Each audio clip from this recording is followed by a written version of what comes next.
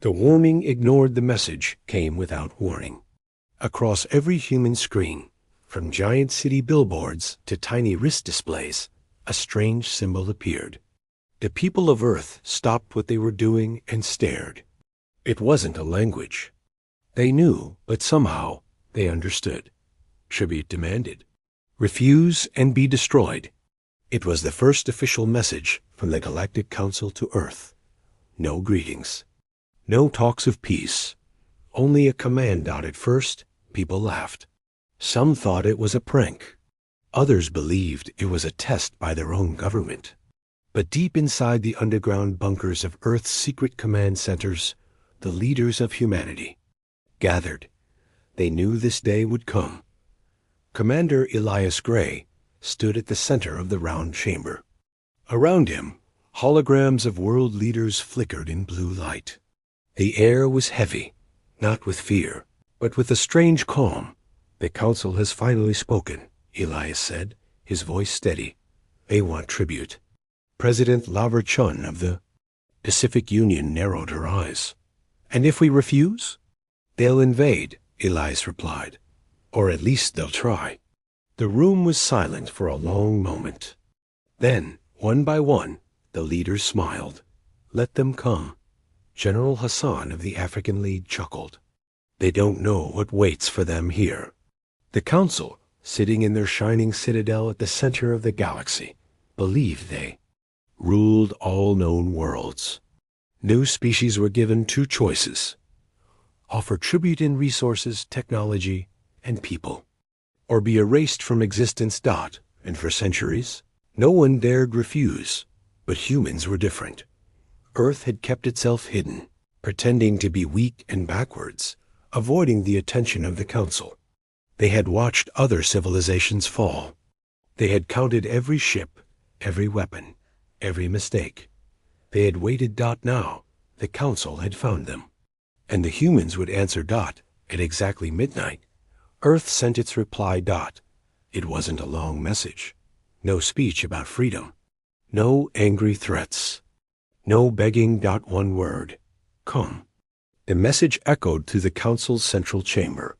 The high members of the Council, creatures of every shape and color, watched the single word appear on the giant display. Grand Chancellor Vorik, a tall, thin being with silver skin and 6 eyes, let out a sharp laugh. "Is this a joke? A single word?" Ambassador Roke of the Zarnak species shook his head. "I told you these humans are savage and foolish. They do not understand power." A fat, slug-like counselor named Mara wiped slime from her chin. "Send the fleet. Burn their world to ash. Teach them what happens to those who defy us." Vorik raised a hand. "Patience. We'll give them one final offer. One last message. If they ignore this, we wipe them out." A second message was sent. "Submit. One-word reply. Yes or no." It arrived on Earth's networks, just as dawn broke across the oceans. Again, humanity gathered. This time, not just leaders, scientists, soldiers, old historians, and shadowy agents of ancient secret orders joined. They all agreed. There is no yes. There is no no. There is only us. Commander Elias whispered. And so, a second message was sent back to the Council. Again, just one word: come. On the Council's homeworld, rage filled the chamber. Vorik slammed his 6-fingered fist against the table. "Prepare the invasion fleet." The galaxy had seen Earth's weapons before. Old, primitive, weak. Their ships were slow. Their technology was centuries behind. Or so the Council believed. But the humans had been clever. They had hidden their real power. They had built in secret places, under oceans, behind the dark side of their lonely moon. And they had waited. Now, with the fleet coming, it was time. Deep under the Andes Mountains, giant engines powered up. Massive hangar doors, disguised for centuries, began to open. And in a single quiet command center, a young woman in a black uniform spoke into a radio. "Oblivion is ready." Far above Earth, a shadow moved behind the moon. A ship larger than any council vessel stirred from centuries of sleep. Its name burned into its hull. Oblivion. The council did not know it yet, but the day they demanded tribute from Earth would be the day their history changed forever. Asterisk the arrogant council in the heart of the galaxy, where stars burned blue and ancient planets orbited in perfect lines. The Galactic Council gathered inside their towering citadel. The great chamber shimmered with gold light, its walls made from the bones of extinct beasts, taken from long-forgotten worlds. The counselors sat high upon their thrones, each representing a powerful alien race. They had ruled the galaxy for thousands of years, crushing weak species, collecting tribute, and keeping order through fear. Now, a single word from a small blue planet had shaken their pride. Come. Grand Chancellor Vorik paced in front of the council seats. His 6 silver eyes flicked from one counselor to another. These humans mock us, Vorik snarled. They think themselves untouchable. Ambassador Roke of the Zarnax leaned forward, his sharp teeth gleaming. I told you, Chancellor, these creatures are reckless. No sense of order. No respect for power. Mara, the slug-like counselor, laughed, a wet, unpleasant sound. Then what are we waiting for? Wipe them out.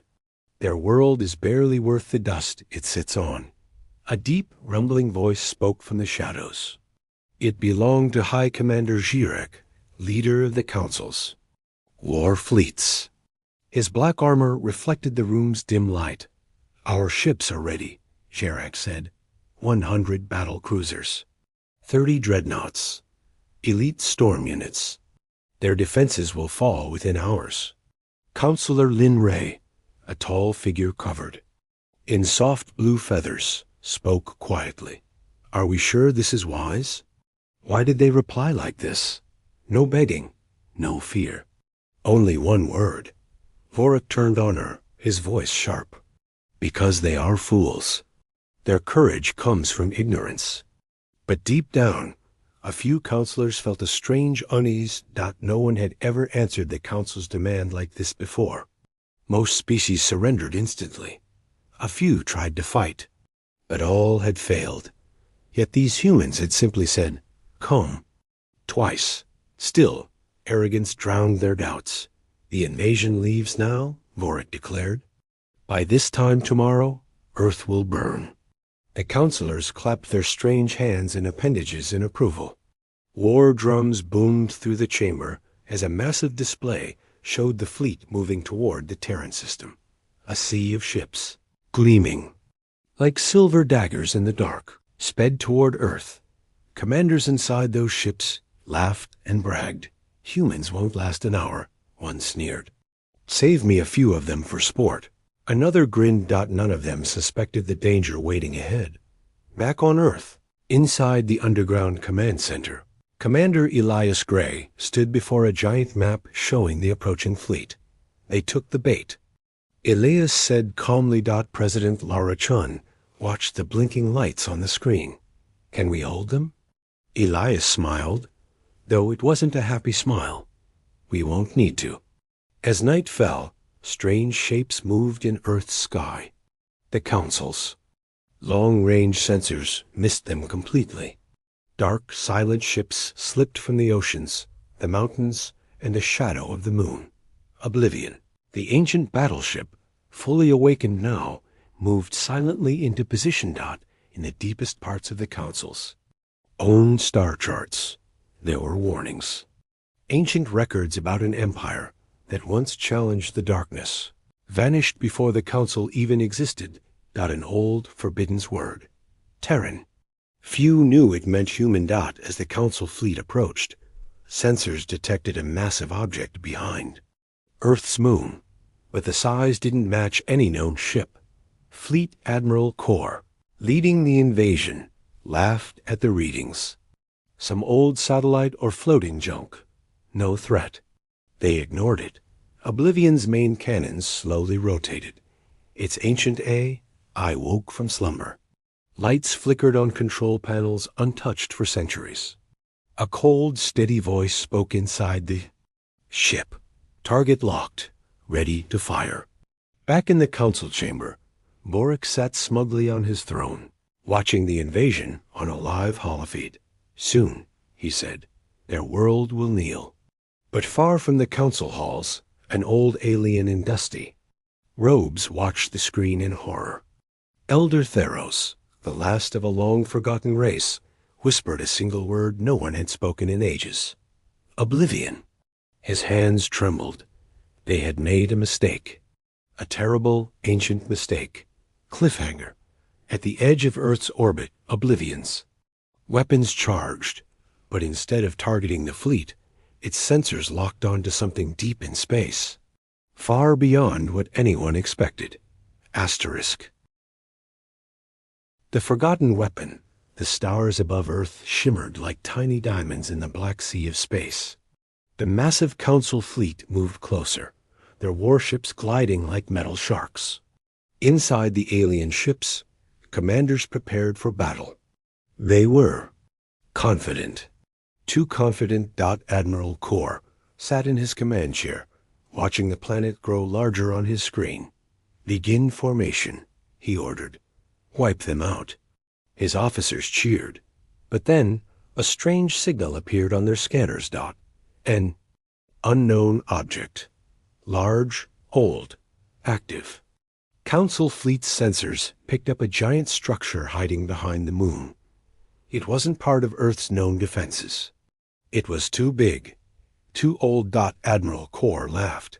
What is this? A piece of space trash? A young officer looked uneasy. Sir, it's moving. The object drifted into view. Oblivion. A ship larger than any vessel in Council history. Its hull was scarred and black, its edges sharp like blades. Strange markings ran along its side, old symbols the Council didn't recognize. Its name burned.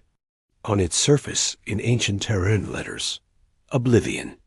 Inside the ship, systems long forgotten flickered to life. Control panels glowed. Massive cannons hummed. An I voice, cold and steady, echoed through empty metal halls. Weapons online, target acquired. But the strange thing was, Oblivion's weapons didn't aim at the Council fleet. They locked onto something else, far beyond Earth's orbit. Hidden structure floating in deep space. A massive secret Council base, one so well hidden.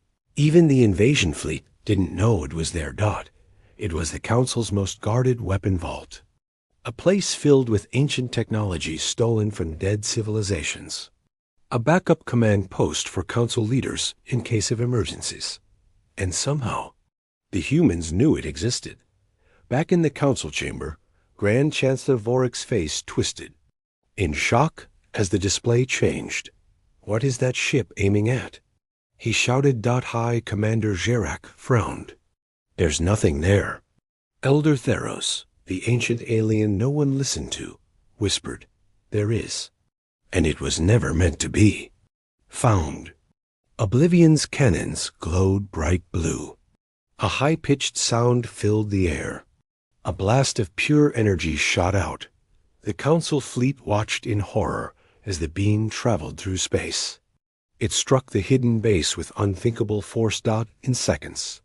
The base exploded, a burst of light so bright it turned part of the starscape white. The Council chamber fell silent. On every screen, a message appeared. Target destroyed. Admiral Kor's voice shook. How did they know? Inside. Earth's command center, Commander Elias Gray smiled coldly. 10,000 years, and they still thought we were blind. President Lara Chun stared at the screen. You destroyed their hidden vault. Had to, Elias replied. If we let them keep it, they'd come back stronger. Now they know. We see everything. In space, Oblivion's cannons turned. This time they aimed at the Council fleet. The Council commanders panicked. Retreat, shouted Admiral Kor. Shields up. Another yelled, but it was too late. Before the humans fired, a single message came from Earth to the Council fleet. This is your tribute. The fleet tried to scatter, but Oblivion's main weapon, called the Silence Beam, fired. It wasn't like ordinary energy weapons. It didn't explode. It erased. Where the Council ships once floated, only empty space remained. Oblivion then sent a message to the Council homeworld. One word. Leave. In the Council chamber, no one spoke. Fear filled the room. The once proud rulers of the galaxy had been humbled in a single day. Elder Theros stepped forward. I warned you, he said softly. You never challenged the children of Terra.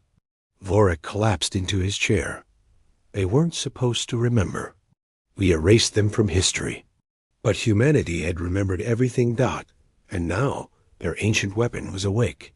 Cliffhanger. As Oblivion returned to orbit, strange signals came from deep space. Other forgotten Terran weapons, scattered in distant star systems, were beginning to stir. Asterisk. The first strike the Council fleet floated above Earth like a dark storm. 100 battle cruisers, 30 dreadnoughts, thousands of smaller fighter ships. It was the largest invasion force sent in 100 years. Inside his command ship, Admiral Kor stared at the empty space where their secret vault had once been. The remains still glowed, small pieces of metal drifting like dead leaves. This isn't possible. Kor muttered. His officers were pale with fear. The blast from Oblivion had wiped out a place no one in the fleet even knew existed. And somehow the humans had known. Kor forced himself to speak. Form the attack line. Target Earth's capital cities. Fire all weapons. Alarms blared through. The fleet. Energy cannons powered up. Missile bays opened. Fighters swarmed forward. But as they prepared to fire, something strange happened. Their sensors began to fail. One by one, screens turned to static. Radar went blind. Communications between ships broke. Admiral Kor slammed his fist down. What's happening? A young alien officer stammered, Sir, something's jamming us. Then, without warning, hundreds of unknown objects appeared. On their scanners, small ships, fast, silent, but these weren't regular Terran ships. They moved differently, twisting and turning, vanishing and reappearing. A warning light flashed red. Contact incoming. The Council fleet commanders barely had time to react. From behind asteroids, from inside planetary rings, and from deep under Earth's oceans, the hidden human fleet arrived. Black ships with no name or number, built with technology far beyond anything the Council knew. Ships that had never been seen in battle before. They were called the Revenants. Inside Earth's command center, Commander Elias Gray gave the order. Engage. The Revenant ships struck like shadows. In perfect silence, they weaved between enemy vessels, firing pinpoint plasma shots that sliced through alien armor like paper. Council dreadnoughts exploded without firing a single shot. Admiral Kor's ship shook violently as the first wave hit. Return fire. All ships attack. But they couldn't. Their weapons refused to lock on to the Revenant ships. The human vessels didn't follow normal patterns. They moved too fast, too close. In minutes, 20 Council warships were reduced to debris. The Council chamber, far away on their homeworld, watched the battle in horror. This is impossible, whispered Nara, the slug-like counselor. Elder. Theros spoke again, his voice steady. They waited centuries for this, built weapons you cannot understand. You thought they were weak because they stayed silent. Grand Chancellor Vorik stared at the display. They have no right. Theros turned to him. They don't need permission. Back in space, the battle raged on. But then, something even stranger happened. The humans did not destroy every ship. Instead, they left certain vessels alive. ships carrying specific commanders and council officers. One of Corps' officers noticed. Sir, they're targeting the high-ranked ships, but sparing civilian transports and supply ships. Why? Corps asked, fear creeping into his voice. That's when a new message appeared on every council ship's screen. A video feed. It showed a single human, a woman, dressed in black, her face calm, eyes cold. She spoke 2 words. We remember. Then, the feed switched to old council records, ancient files hidden for centuries, showing the council's original betrayal of Earth. 10,000 years ago, the humans had once ruled parts of the galaxy. The council had erased them from history, attacking them in secret and claiming their empire. And now, the truth was broadcast across every alien vessel. Panic spread. Council soldiers dropped their weapons. Some ships turned and fled, even Admiral. Corps felt his hands tremble. We can't win this, he whispered. Back in the command center, Elias Gray watched the battle end. They'll run now, he said. President Lara Chun smiled. Good, but leave them with one message. On the council's homeworld, in the Great Chamber, a final transmission arrived. One word. Tribute. The meaning was clear. The council had demanded it. Now they would pay it. Cliffhanger. In deep space, far beyond the council's reach, another ancient Terran ship stirred from sleep, its systems activating, its engines warming. Its name. Eclipse. And it was heading straight for the council's capital. Asterisk. Humanity's secret history. The council's homeworld was drowning in silence. No ships moved in its skies. No voices filled its streets. The great golden halls of the Galactic Council stood cold and empty. A grand chamber, once alive with arrogant counselors, now echoed with fear. Grand Chancellor Vorik sat alone, watching the last transmission over and over. The words haunted him. We remember. Across the galaxy, on thousands of worlds, the message had spread like wildfire. Civilizations, once loyal to the council, now questioned everything. Rumors turned to panic.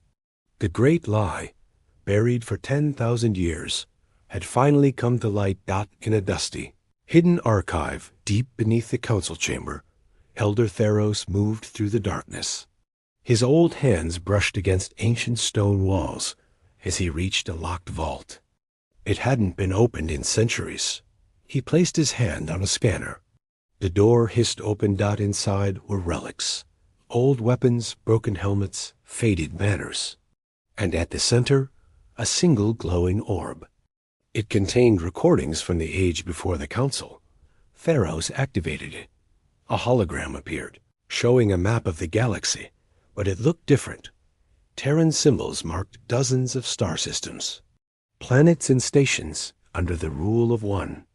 Name, the Terran Dominion. Elder Theros spoke softly to himself. They weren't weak, they were rulers. The recording showed human fleets, mighty warships with weapons no one else possessed. They fought against darkness, against ancient galactic tyrants, protecting younger races. Theros saw images of council ancestors, begging humanity for help. And then, the betrayal. After the wars ended, when humanity was weary and scattered, the first counselors struck. In secret, they destroyed human colonies, burned records, turned allies against them. The final message in the recording chilled Theros to the bone. A human leader, an ancient figure known only as the first commander, gave a final warning. You may erase our name, but you will never erase our blood. When your greed blinds you, we will return, and the stars will remember who their true masters are. Theros shut the recording down, his face pale. He turned to find Grand Chancellor Vorik standing in the doorway. You knew, Theros whispered. All these years, you hid this from the council, from the galaxy. Vorik's face was stone. They would have destroyed us. Theros shook his head. And now, They'll destroy you? At that moment, a signal came from deep space. A giant ship had entered the system. It wasn't Oblivion. It was bigger. Older. The Eclipse, the great lost Terran flagship, once believed destroyed, now fully awake and heading straight for the Council homeworld. Its message was simple. We are coming home. Across Council worlds, rebellion sparked.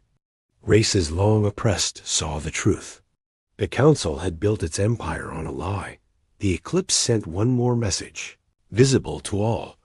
A list. The names of every world the Council had stolen from humanity. Planets thought lost. Colonies erased.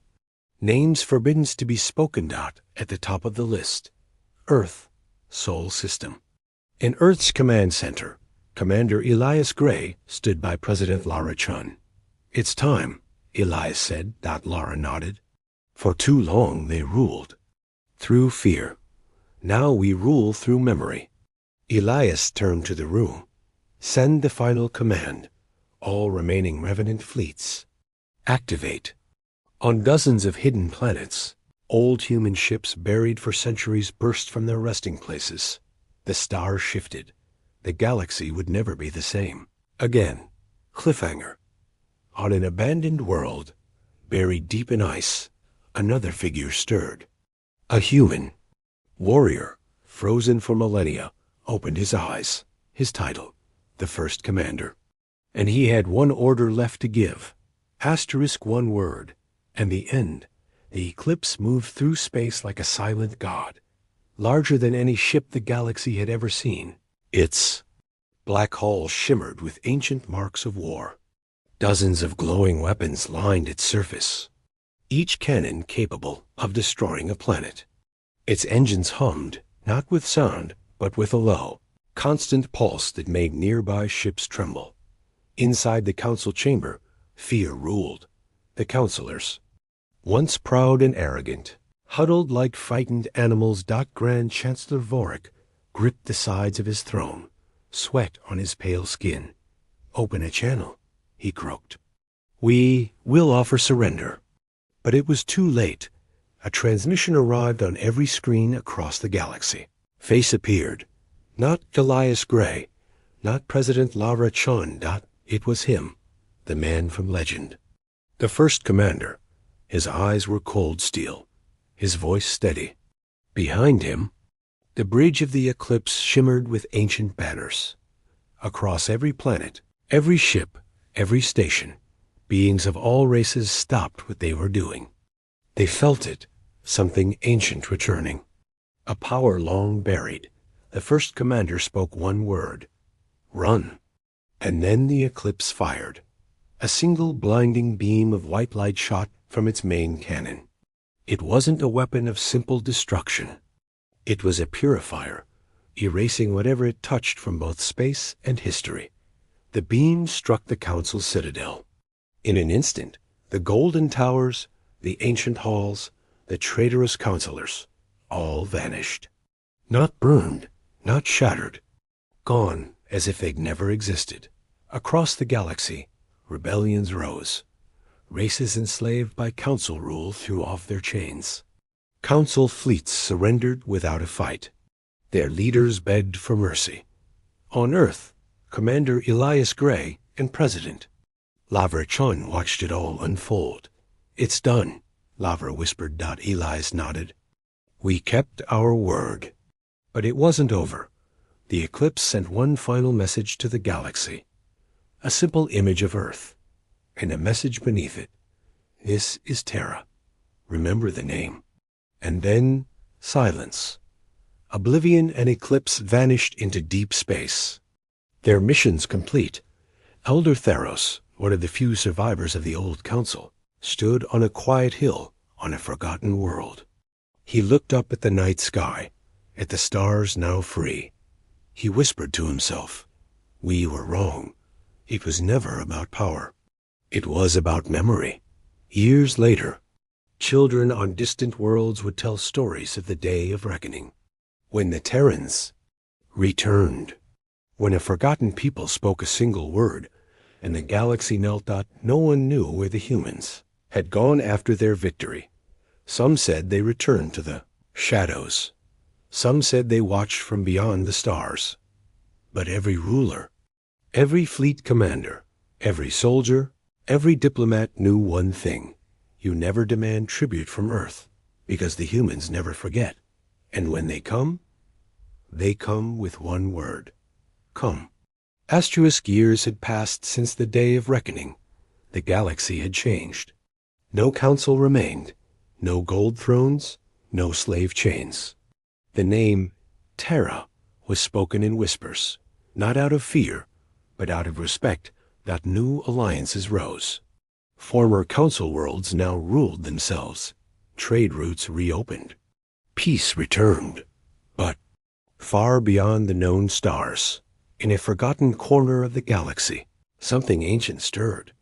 On a dead world with no name, a massive vault deep under ice cracked open. Machines untouched for 100 centuries activated. Light pulsed through cold, dark halls. And there, in the center, a single AI core blinked awake. It spoke softly, its voice hollow and old. Protocol 0 Terra. Active. A figure stepped. Out of the shadows. Not human, not council, but something older. Its skin like polished stone, its eyes pure black. It looked at the screen showing Earth's symbol, a blue sphere orbiting a yellow sun. It spoke a word in an ancient tongue no living species knew. Finally, the AI asked, "Orders?" The creature smiled. "Prepare the relic. The war is not over." Meanwhile, on Earth, deep within an old bunker forgotten by even the human government, a sealed chamber's door hissed open. Commander Elias Gray, older now, his hair silver, entered with President Lara Chan. In the center. A device sat on a pedestal. An object no one dared touch. It was a star map, but not of this galaxy. Of another. Lara stared at it. "We always knew they weren't the only ones." Elias nodded. The council was a shadow of what came before, and whatever left this, it's still out there. The room's ancient I spoke. New signal detected. Origin, unknown galaxy. Classification, Terran hostile. Lara whispered, "It's begun." The screen lit up with a single ancient warning, written in forgotten Terran language. The echo is coming. The eclipse and oblivion resting in. Deep space, both reactivated. Their ancient A is awoke. Far beyond, thousands of sleeping Terran weapons in secret vaults turned on. Forgotten fleets started moving, and from the edge of the universe, a new enemy watched. One that remembered the Terran Empire not as saviors, but as a threat. The war wasn't over. It had only just begun.